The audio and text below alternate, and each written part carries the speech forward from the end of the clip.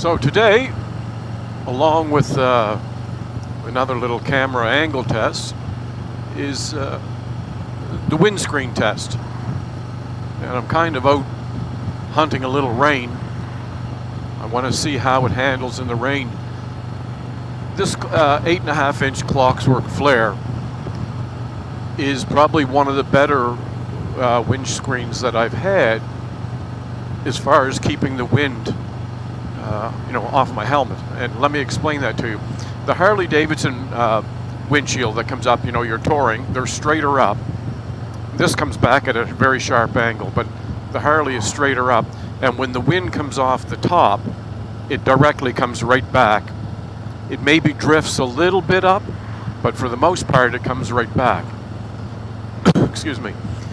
So with this flare, and then to get the wind above my helmet, I had to have the windscreen so high, the straight up ones.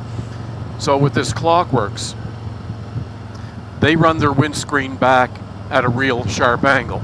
So if they say to you it's an 8.5-inch, well, from the base of that windscreen up to the top is probably 10, but that's on the angle. They measure it straight up and out. So when you come up 90 degrees off of your base on the Batwing, straight up, and then measure out, it's 8.5. So the way it's designed, it comes back at a sharp angle, but then there's a wicked flip. So that wind comes back, and as it's going to drift off over there, it gets forced out that way. So let me show you. When I put my hand over the top right here, there's nothing. I've got to go forward. Now I start feeling the turbulence. So there's nothing right here coming off the top, like right normally where that would be coming back at me, there's nothing here. So I go forward and I find the turbulence out there. So when I catch that turbulence, I bring my hand back. Now there's nothing. So I lift it again to find it, and there it is about there. So then I come back, well, it's gone again. So I lift it, I find it up about there. Come back, it's gone, and I got to keep stepping it up. And where that wind is turbulent is about 4 inches over my helmet. So that design has really worked for me.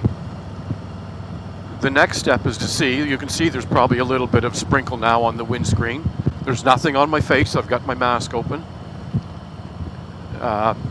So I want to see if it keeps the rain away from my, now I can feel just a little bit there. The only point I would say is the height of that windscreen is right where kind of, my eyes are down and up just above it.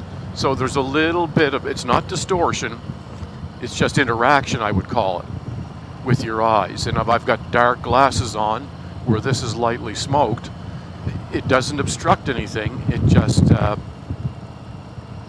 I gotta put that down. It's not 100% like if you were looking straight at the road.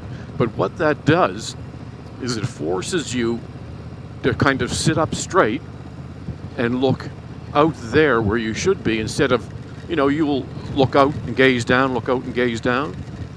Well, this forces you to look out where you should be looking and to make your adjustments before you get to them. So I'm going to say, for a touring windscreen, which is what I'm looking for later on in the year, I think it's going to work pretty good.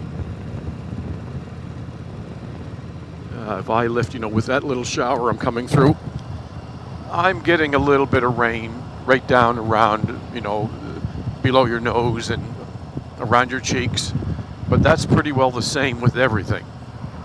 I don't know that there's a windshield that you're looking over is going to solve that. And it really doesn't bother me.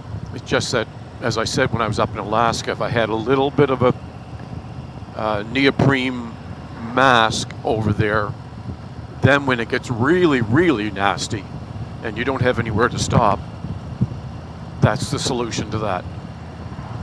So it's another step in the gear adjustments.